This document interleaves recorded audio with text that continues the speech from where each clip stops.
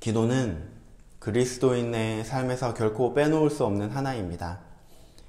그렇기 때문에 기도에 관한 책도, 기도에 관한 격언도, 기도에 관한 찬양도 무척이나 많습니다.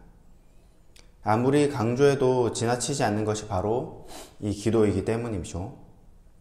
왜 이렇게 그리스도인들에게 기도가 중요할까요? 여러 이유들이 있지만은 첫 번째는 주님께서 항상 기도하셨기 때문입니다. 우리는 주님을 따르는 자로서 우리는 주님을 닮아가야 되기 때문이죠. 말씀을 보면 주님은 늘 기도하셨습니다. 시간을 정해놓고 기도하신 것은 물론이요, 음식을 먹기 전에도 하나님께 감사 기도를 하였고, 큰 기적을 베푸신 후에도 사람들이 없는 한적한 곳으로 가셔서 기도하셨습니다. 그리고 오늘 본문처럼 십자가를 지시기 전 그때도 주님께서는 기도하셨습니다. 기도가 우리에게 중요한 것은 우리의 주님 되시는 예수님께서 기도를 하셨기 때문입니다. 하지만 더 우리가 덧붙여 설명한다면 예수님께서 하신 기도가 주문을 읊는 것이 아니고 또 마음을 편안하게 위한 의식이 아니었기 때문입니다. 기도는 하나님의 뜻을 구하는 것이기 때문에 중요합니다. 주님께서는 늘 기도하시며 하나님의 뜻을 구하였습니다. 오늘 음식을 앞에 두고 감사를 하는 것도 아니요, 기적을 베푸신 후에 기도하는 것도 아니요, 정해진 시간에는 기도하는 것도 아닌 오늘 십자가를 지기 전 주님께서는 하나님의 뜻을 구하고 있습니다. 십자가가 하나님의 뜻인데 왜 하나님의 뜻을 주님께서는 구하고 계셨을까요?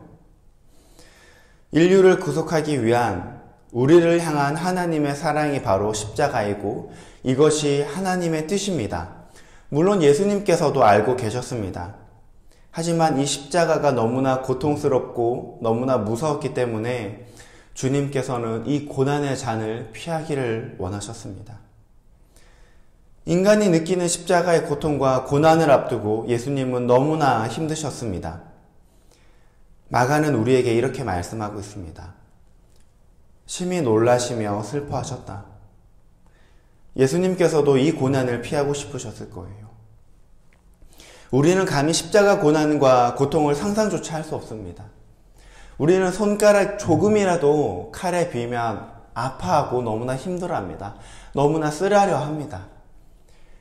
길을 걷다가 발을 헛디뎌서 이 발목뼈나 또는 넘어질 때 손을 잘못 디뎌서 손목이 삐거나 발목이 삐었을 때 그 이 염자로 인한 고통도 우리는 너무나 힘들어합니다. 하지만 주님께서 겪으셨던 그 십자가의 고난과 고통은 이것과는 비교할 수 없을 정도로 너무나 큰 고난과 고통이었기 때문이죠. 예수님께서는 이 고난과 고통, 죽음의 잔에서 내가 피하고 싶으나 고난과 고통, 죽음의 잔이 내 앞에 놓여 있지만은 그럼에도 불구하고 이것이 하나님의 뜻이기에 하나님의 뜻을 이룰 수 있도록 자신의 뜻을 바꿔달라고 기도하십니다. 그렇습니다. 기도란 나의 뜻을 이루는 수단이 아닙니다. 하지만 우리의 기도는 얼마나 이기적인 기도입니까? 나의 뜻이 먼저입니다. 나의 목적이 먼저입니다. 하지만 주님은 그러지 않으셨습니다. 물론 우리가 우리의 필요한 것들을 구해야 되는 기도가 분명히 필요합니다. 우리가 믿음을 가지고 우리의 필요한 것들, 그리고 또 우리의 나약한 육체의 질병을 위해서, 또 회복을 위해서 기도해야 되는 것은 당연한 것입니다.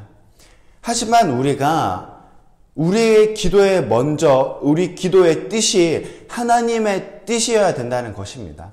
우선순위가 하나님의 뜻이 되어야 된다는 거죠. 제자들이 예수님께 기도를 알려달라고 하셨을 때 아버지의 뜻이 하늘에서 이루어진 것 같이 땅에서도 이루어지게 하소서라고 예수님은 제자들에게 먼저 말씀하십니다.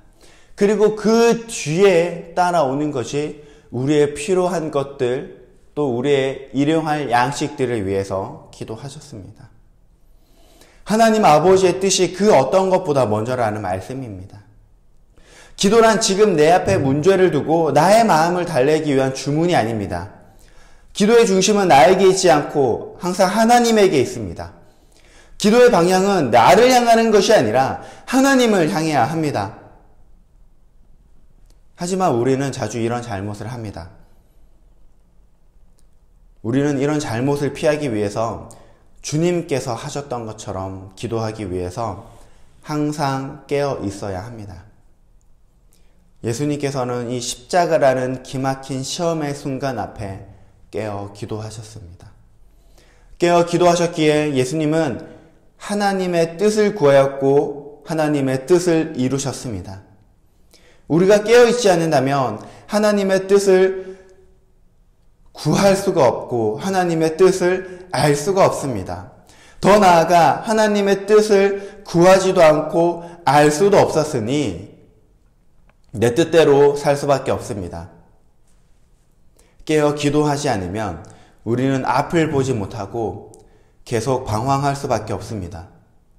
눈이 가려져 어디로 가야 할지 모르고 또 무엇을 찾아야 할지 모릅니다. 베드로, 야고보, 요한 이 셋은 예수님께서 야이로의 딸을 살릴 때도 그리고 변화산에도 함께 하였습니다. 뿐만 아니라 예수님께서 자신의 죽음을 말씀하셨을 때 죽음의 잔을 자신들도 마시겠다고 하였습니다. 하지만 이들은 주님과 함께 깨어 기도하지 못했습니다. 오늘 말씀을 보니 제자들에게 말씀하셨고 또 말씀하셨습니다. 시몬아 자느냐? 네가 1시간도 깨어 있을 수 없더냐라고 말씀하셨습니다.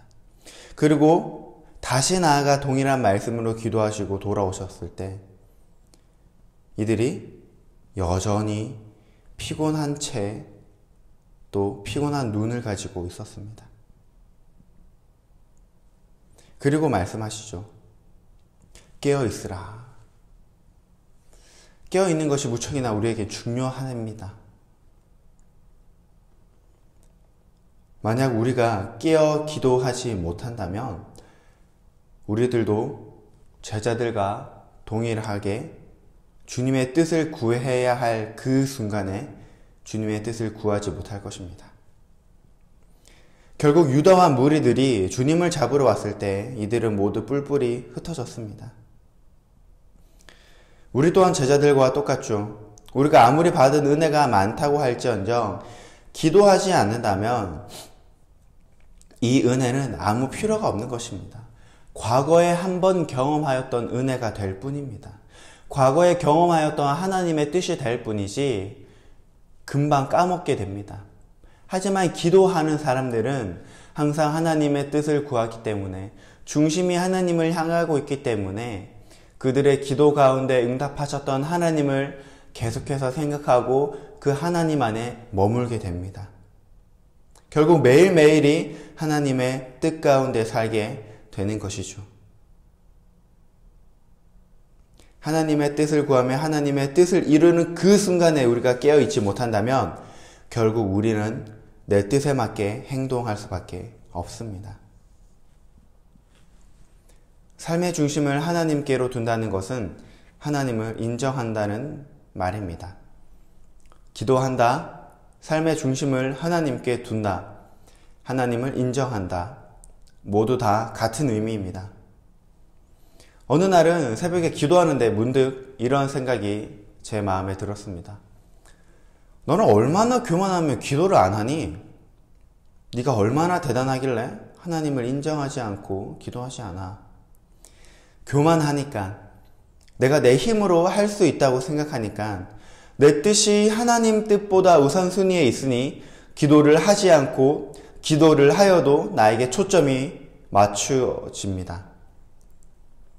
예수님께서 기도를 통해서 하나님의 뜻을 구하고 순종할 수 있었다면 우리는 기도 없이 할 수 있는 것이 없다고 생각해야 합니다. 기도를 미룰 핑계를 찾는 것이 아니라 항상 어떻게 하면 기도할 수 있을까 생각해야 합니다. 우리의 육신은 편한 것을 찾습니다.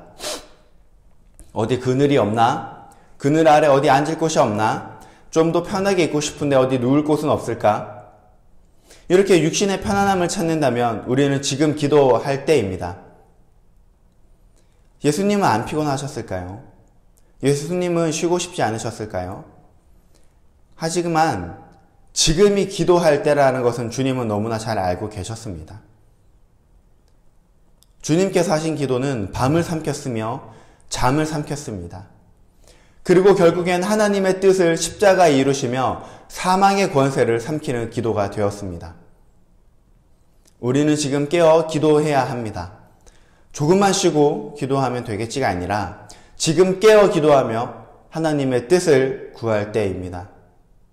이 새벽에 주님의 뜻을 구하며 주님께 모든 초점을 맞추는 시간이 됩시다.